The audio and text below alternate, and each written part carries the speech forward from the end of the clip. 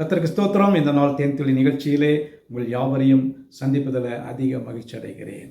இந்த நாளில் நம்முடைய அநேகருக்கு அநேக காரியங்களை திட்டமிட்டு செய்யும் பொழுது அதற்கு தரிசனம் என்று சொல்வார்கள். எதிர்காலத்தில் நாம் எதை செய்ய வேண்டும், எப்படிப்பட்ட காரியங்களை ஆண்டவருக்கு என்று நாம் செய்ய வேண்டும் என்று தீர்க்க தரிசனமாக ஒரு விஷன், அந்த விஷனை எப்படி நாம் காண்பது, திட்டமிடுவது என்பதை குறித்து நாம் பல வகைகளிலே சிந்தித்து கொண்டிருப்போம். ஆனால் மிக எளிதாக வேதத்தில் ஒரு வசனம் சொல்லுகிறது. ஆபகுக் 2ஆம் அதிகாரத்தில் ஆபகுக் தீர்க்கதரிசியை பார்த்து தேவன் சொல்லுகிறார், நீ உன் தீர்க்க தரிசனத்தை எழுதி வை, தீர்க்கமாக எழுதி வை, அதை கடைந்தோடுகிறவன் வாசிக்கபடி பலகையிலே தீர்க்கமாக உரை, குறித்த காலத்துக்கு தரிசனம் இன்னும் வைக்கப்பட்டிருக்கிறது. குறித்த காலம், அதற்கென்று ஒரு காலம் நேரம் இருக்கிறது, அது வரைக்கும் அது வைக்கப்பட்டிருக்கிறது. முடிவிலே அது விளங்கும். முடிவு என்கிறதான ஒரு நேரம் இருக்கிறது. அந்த முடிவு நேரங்களிலே அது விளங்கக்கூடியதாக இருக்கும். ஒருவேளை இப்பொழுது நாம் பெற்றுக்கொண்டதான தரிசனங்கள் தாமதமாய் நிறைவேறுகிற நாட்களாக இருக்கலாம். அதற்கென்று காத்து கொண்டிருக்கலாம்.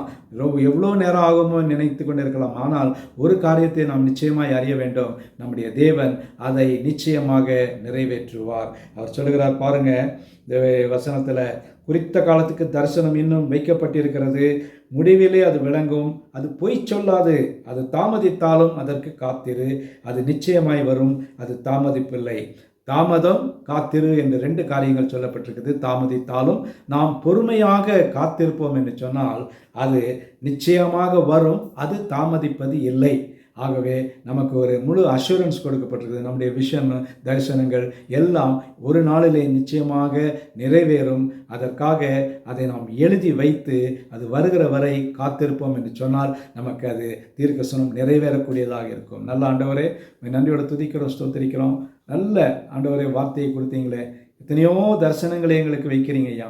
ஒருவேளை அந்த தரிசனங்களை நாங்கள் ஆண்டவரே நிறைவேறுமா என்று நிச்சயத்துக்கு எண்ணிக்கொண்டிருக்கிற வேளையில் உம்முடைய வசனம் சொல்லுகிறது, உம்முடைய தரிசனம் பொய் சொல்வதில்லை, அது தாமதமாகலாம், ஆனாலும் கூட நிச்சயமாய் நிறைவேறும் என்று சொல்லியிருக்கீங்க. அதற்காக ஸ்தோத்திரம். ஆசீர்வதிங்க. எங்களுடைய எல்லா தரிசனங்களையும் ஏற்ற வேளையிலே நீங்கள் நிறைவேற்ற வேண்டுமாய் ஜெபிக்கிறேன். மீட்பர் இயேசுவின் நாமத்தில் ஜெபிக்கிறேன் நல்ல பிதாவே. ஆமென், ஆமென். கர்த்தர் உங்களை ஆசீர்வதிப்பாராக. இந்த நாள் உங்களுக்கு ஒரு ஆசீர்வாதமான ஒரு நாளாக அமையட்டும்.